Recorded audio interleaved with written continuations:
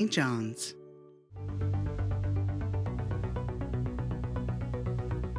Hey everyone, I'm Darren Hann and welcome to Pocket Universe. We're coming to you today from Heroes and Hobbies. On today's show we've got Seary talking to us about electric cars, Ainsley Hawthorne with the Riders Alliance, Jeff Power is going to let us know what's going on with Avalon Expo, and we'll be right back after this.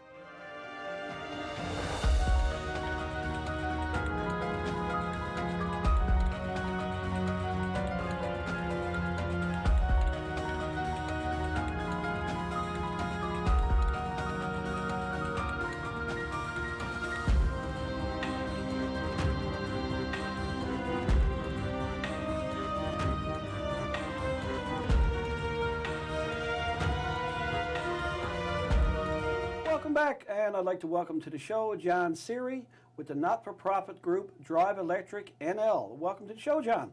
Thank you, Darren. John, tell us all about Drive Electric NL, where it started and what it does. So Drive Electric NL was started by electric vehicle owners here in the province of Newfoundland and Labrador. Myself and Joe Butler formed the organization to bring the information about driving electric cars, education of driving electric cars to the people of the province, and to advocate for putting in what we needed to gradually switch our cars to electric. Excellent. Now, first of all, an electric car. How long have they been around? Electric cars were around before gas cars, if you want to go far enough back. Seriously? Yes. 100 years ago, the Edison cars, those were electric. Thomas Edison. As I understand it. Yeah. I wasn't here, but that's what I saw. We weren't around at the time. Not around at the time. But there's more things that run electric than you might appreciate. Okay. Diesel locomotives, that's a diesel generator driving electric motors that run the wheels more often than not. Offshore oil drill rigs are all done with electric motors. Again, there's just a diesel generator powering them. Yeah.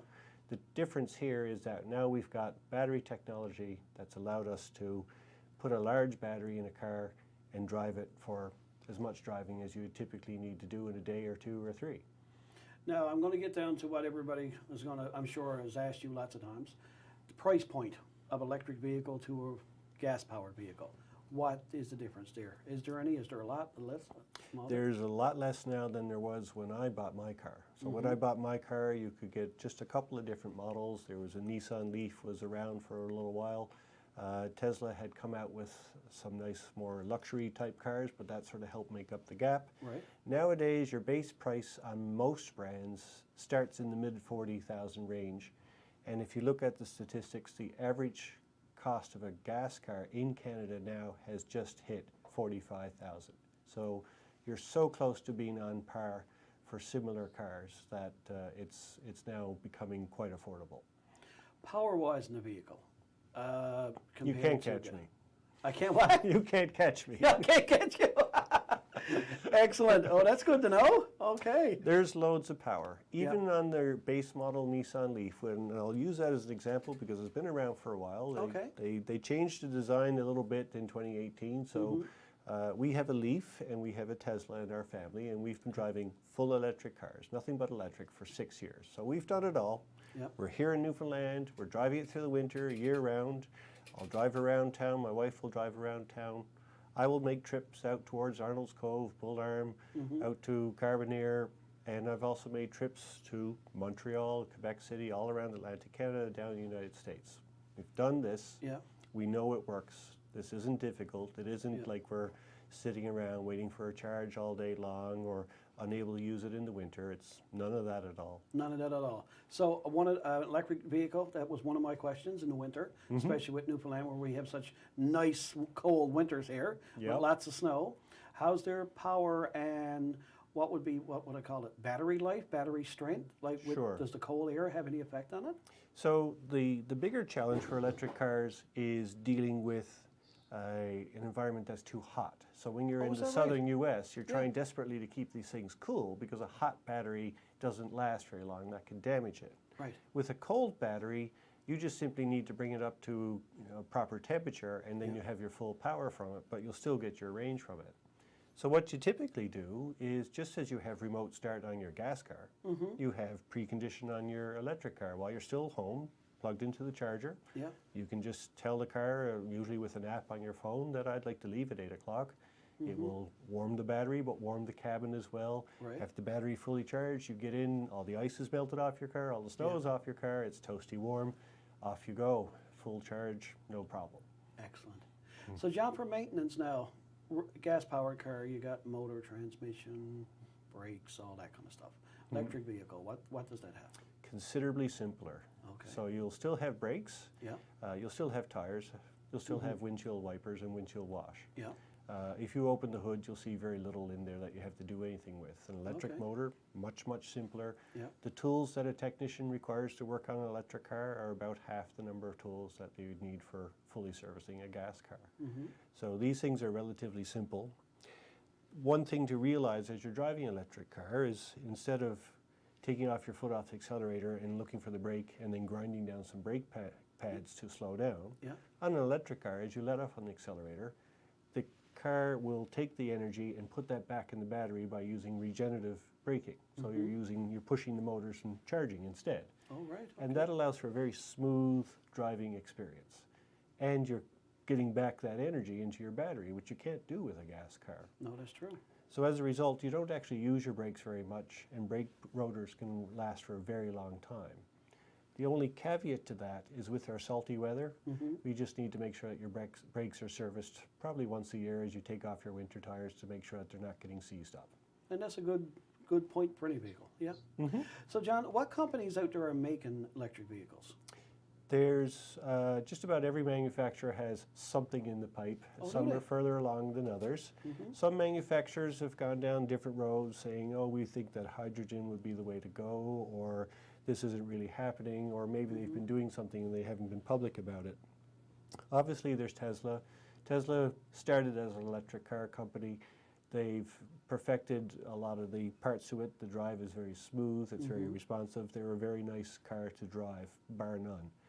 Following Tesla, you've seen Volkswagen, you've seen Hyundai, you've seen Chevy, we've seen stuff coming from Ford, and then you get into the more specialty lines like Volvo. Certainly Nissan has had a Leaf around for a while, and so on and so on. I hope I didn't miss anybody obvious. But the difference is that it's up to each dealer of that brand to decide when they want to start bringing in electric cars, because there is an investment that they have to make to be able to service and be able to sell these. So they need to know that they have the numbers there to do this. Where do I go to charge up? So you have all kinds of options there. If you absolutely had nothing but a single outlet in the wall, you can plug in and charge very, very slowly, but you will charge from that outlet. With a regular 120 volt, 120 volt, 15 amp wow. outlet. That's great. It will take a little while, Yeah. but it can be done. Some cars come with a kit that will plug into that outlet plus plug into a heavier outlet, much like your electric range. Right, okay. And you could do that all day long, but you generally find that that's not set up for permanent installation. Okay. So a permanent installation is an electric car charger. They start at $700. You get an electrician to wire that into your panel. It takes a 40 amp circuit. And if you have that, you can run 1 or 2 chargers from that circuit and charge not only your own car, but your friend's car.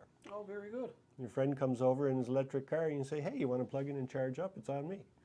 So you've got this on your house. Now, compared to gas, how much does like a full charge, or how do you figure that out? Yeah, well, the simplest thing to do is to say, how much does it cost to drive for the year?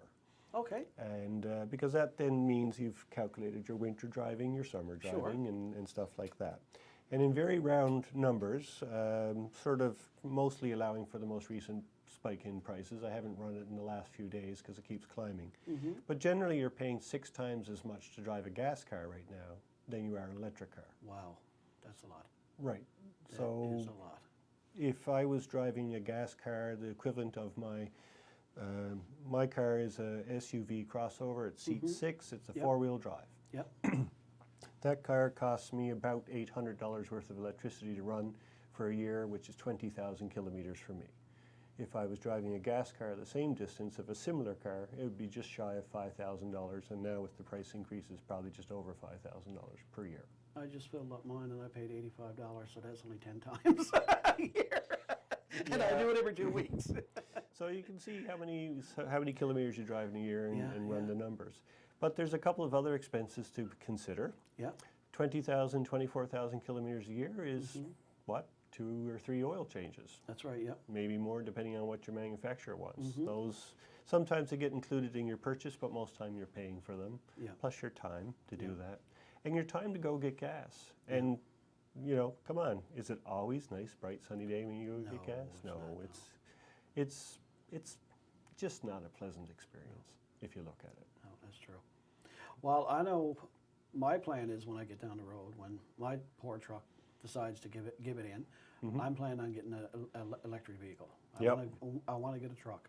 So who's out? Are they just making like regular sedans or 2-doors, or are they into trucks and multi-use vehicles now? The trucks are coming. We're waiting to see trucks from Tesla. We're waiting to see the Ford F-150 Lightning. We're waiting to see something from Chevy. And then we've got these other brands that are coming along that you might not have heard of, like Rivian and Altus and so on, which are coming out with really nice looking trucks. And there's a couple of things that are going to come with these trucks that you're not used to seeing. Yeah. So first of all, because you just have a couple of motors and a battery, which is usually the floor, you've got a lot more storage space in these things because there's no gas tank and there's no transmission and there's no exhaust system. So you've got storage space that you're not used to. The other thing is you just rolled into wherever you're going with this massive power pack. So these trucks will have 120 and 240 volt connections for tools and accessories and equipment that you might want to run. Contractors that get to a job site before site power is hooked up will be the star of the show because they're the guys bringing the power. Excellent. Some of them even have a connection to the onboard compressor. So if you're the guy that's using the power nailers and so on, compared to the fellow at the next site over that's there pulling out the generator, getting that started and hooking up the compressor, the fellow with the electric truck is already just walking on up the ladder and getting started. Well, John, if someone wanted to get in contact with you or Drive Electric NL, how would they contact you? So we're on Facebook. We have a very, very active and well maintained and very helpful page of existing owners talking to people who want to become owners. You can find us there. Feel free to join. We're on Twitter as well. I'm also happy to mention that we have been given some funding from Natural Resources Canada, and we're opening an electric vehicle resource and learning centre in St. John's, which will be running for at least a year for the next year, starting next month in April. And once that's open and running, you can drop in there and get information. Plus, we will be then putting more information available online and regular webinars. Perfect. So all kinds of information. Excellent, thank you. Well, John, thank you for coming in today. And we'll be right back after this.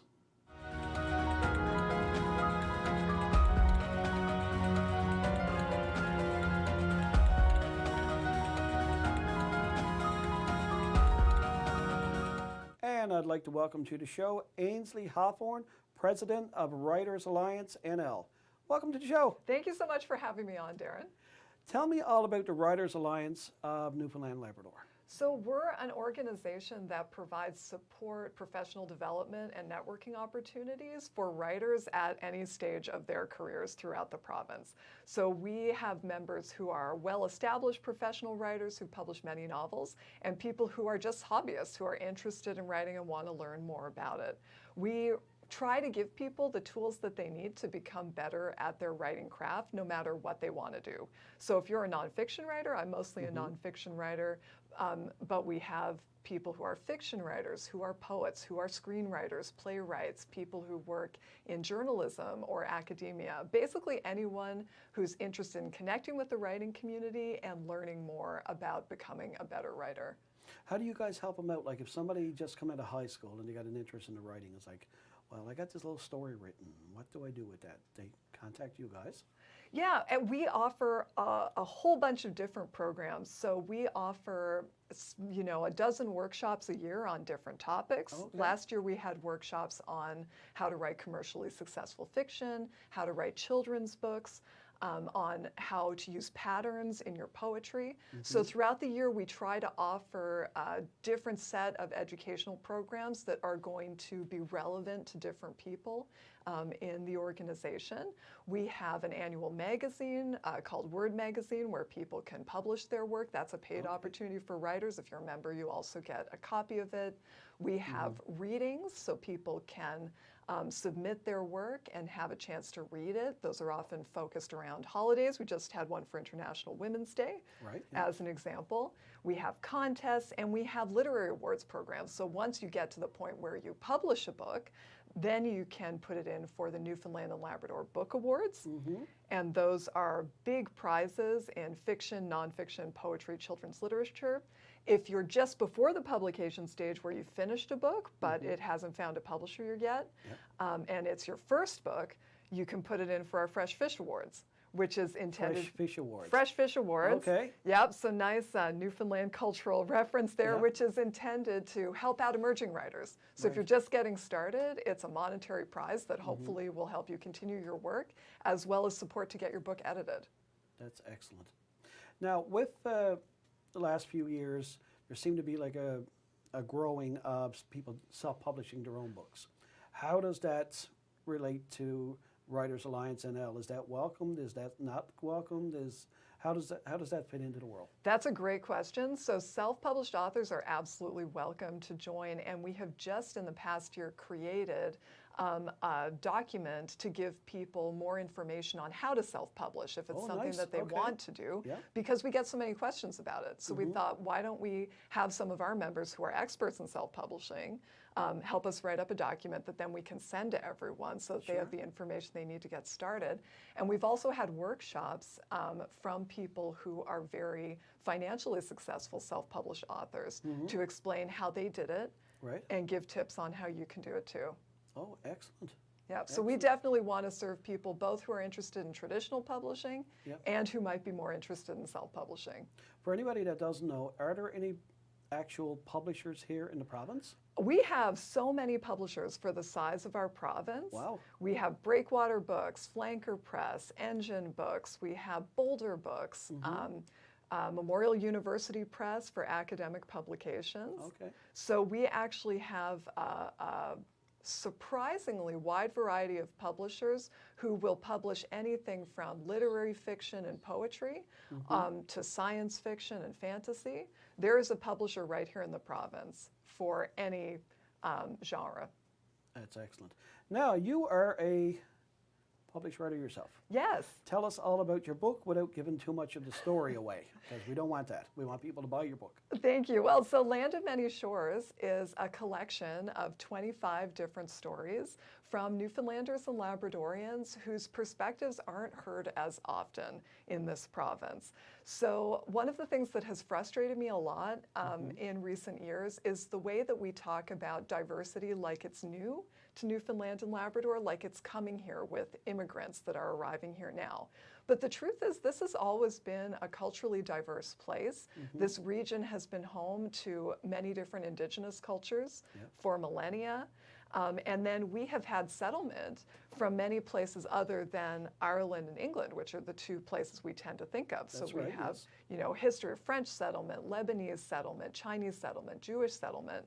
And so this started as a desire to give people from all those different communities an opportunity to talk about their experiences and what Newfoundland and Labrador is like for them. And then I also expanded it to include people from other perspectives we don't tend to hear about as often. So people who are 2S LGBTQ. Oh, nice. Okay, yeah. Right? So people from religious groups other than Christianity, and people who've been incarcerated, or people who've done sex work, other types of experiences that just we don't tend to incorporate into our vision of who we are as a people. So what I hope that people will take away when they read the book and all of the different perspectives and stories that are in it, they're all nonfiction and people's real life experiences, is just what a rich and culturally impressive place this province is. Our Irish and English heritage is so beautiful and very important, but we also have all these other aspects to our society that are part of who we are as a people. And I really hope that people will come away with a greater appreciation for that and how we can do better at representing that. Ainsley, how can somebody contact you to get a copy of your book, or where can they find it? So it's published by Breakwater Books, Yeah. so you can get it through the publisher at breakwaterbooks.ca, Okay. or you can get it if you're in the province at any local bookstore or major booksellers like Coles and Chapters.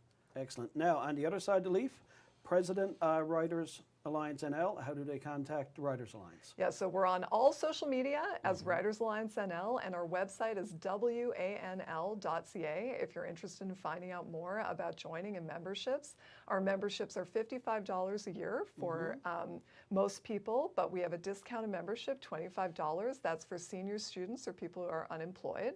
Okay. And we also have free memberships for people 18 and under.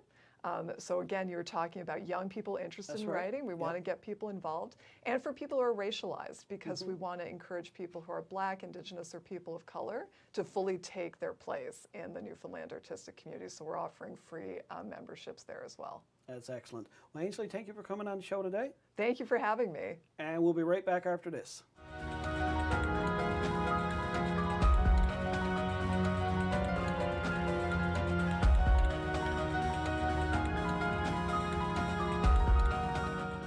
And welcome back, everyone. I want to welcome to the show Jeff Power, organizer with Avalon Expo. Welcome to the show, sir.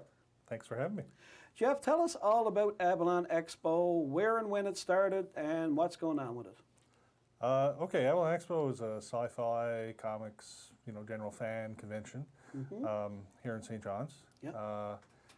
This 2022 was the 8th year for it. 2020 was virtual, but we were in person in 2021 and 2022. So it started 8 years ago. Right. How did it start? Well, some friends had mentioned Sci-Fi on the Rock. They thought it would be great if there was something like that in the summertime. Sure. So I sort of thought about that, and I was part of Sci-Fi on the Rock at that point in time as a volunteer.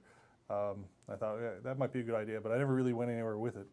And then one day you happened to contact me saying that you were going to get something on the go, and it was sort of, some of the aspects were a bit similar to what I was thinking about for Avalon Expo. So I mentioned Avalon Expo to you, and you said, no, you should do that. That's a good idea. So honestly, I might not have actually gotten Avalon Expo off the ground if you hadn't said it was a good idea. So it's your fault. Don't blame it on me, man. So then we just, there were a lot of folks interested in the idea, and, Yeah. and a lot of people came together, and we put it together, and it's been. So you say 8 years now? 2022 makes 8 years. 2022 makes 8 years. Excellent, Yeah. excellent.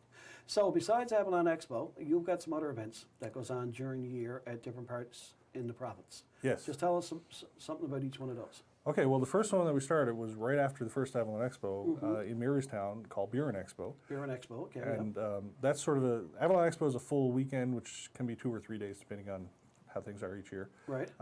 Buren Expo is sort of a half-day event on a Saturday out in Marystown. Okay. We have vendors there, and we have some games and costume contest. Sometimes we have panels and workshops and so on. Yeah. But it's a half-day event, about 6 hours, and get 200 or 300 people go to it. Good. So good. it's pretty good. And then so that 2022 is also 8 years. Yeah. Then in 2021, we started one in Clarenville that we call C.con. C.con. Not com, it's con. Con, like Comic-Con. Okay, gotcha. Because some people call Clarenville, it's a slang term for Clarenville, C.dot. Oh, is it? Okay. Yeah, so that went well the first year that we did it, and also the second year. So it's also a half-day event in Clarenville Yeah. at Hotel there, and very much basically the same as Buren Expo, just in Clarenville. 200 or 300, a few hundred people go to it, and That's a lot of fun. That's And nice. that's sort of in the spring, Yep. and Buren Expo is in the fall, Okay. and then Avalon Expo can be anywhere in between. Anywhere in between. Now, go back into Avalon Expo. Want to talk about like it's 2 days, 3 days? It's 3 days. 3 days, okay, yep. Yep. Do you bring in any like guests for it, or do you have local guests? Do you have writers? Some years we usually try to get local guests, Okay. definitely. Yep. Some years we do bring in guests from out of the province. Okay, cool. Like one guest that we had this year, for example, was Yep. the name's on the tip of my tongue. Anyway, she's a big anime voice actor. Perfect. Okay, yep. Did Asuka in the anime Evangelion. Yeah. You're like me. I can never remember the name of the guests that come to conventions. I'll always remember what they played, and that's why I remember it sometimes too. I know I'm terrible with names. I am too. I forget my coworkers' names. You're Bob, right? frequently. Yes. Yeah. Bob. Okay. And I've been working with them for years. So Yeah. it's awful. Excellent. It's awful. Good. And we've had other guests in the past. We've had Yeah. writers, and we've had voice actors, and we've had actors, Good, and good. which they're Good. Now at Avalon Expo, now you also have vendors. Yes, we have a big pile of vendors. Most of them are local, but some of them come from out of the province, Okay. and some come from across the province, selling everything from comic books and collectibles Like he's looking around. Yeah. to handmade stuff. A lot of stuff in different fandoms and so on that people make. Okay. There's baked goods, even. There's it's hard to list everything. Oh, yes, But everything you can imagine that would be at lots of comics, Yeah. games, puzzles. Now, with a weekend event like that, is it open to everybody, or like is it like tickets only available, like say for 12 and older? Is everybody? No, everybody can attend. Everybody can Everybody attend? can attend from as young as you want to as old as you want. Okay. There are a lot of folks that are up there in age that do attend and have a huge amount of fun and even wear costumes and so on. That was my next question. If someone wanted to come in a costume, is that welcome? Welcome and encouraged. Welcome You and d- encouraged. You don't have to wear a costume, No. but it's great if you do, and Yep. you might have more fun. Might have more fun in the costume. That's excellent. Now, Jeff, if someone wanted to get in contact with you about your events, what's the best way to do it, sir? Just Avalon Expo, basically everywhere. Facebook, Twitter, AvalonExpo.com. All Yep. our links are there. Right on.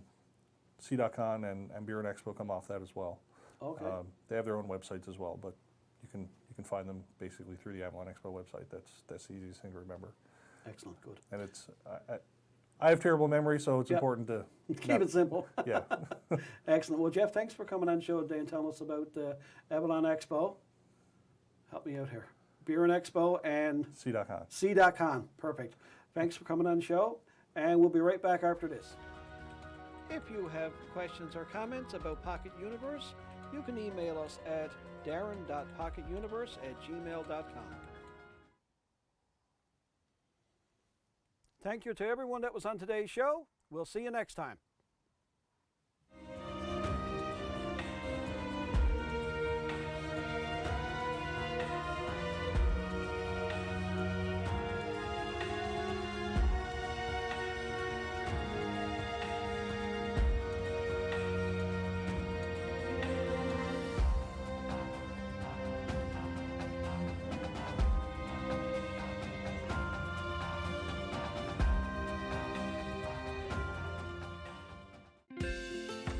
If you have a comment about this program, we'd love to hear it. Email or call us, or send us your feedback through social media. This is Rogers TV. When you give a part of yourself through Canadian Blood Services, your donation could go on to captivate a country.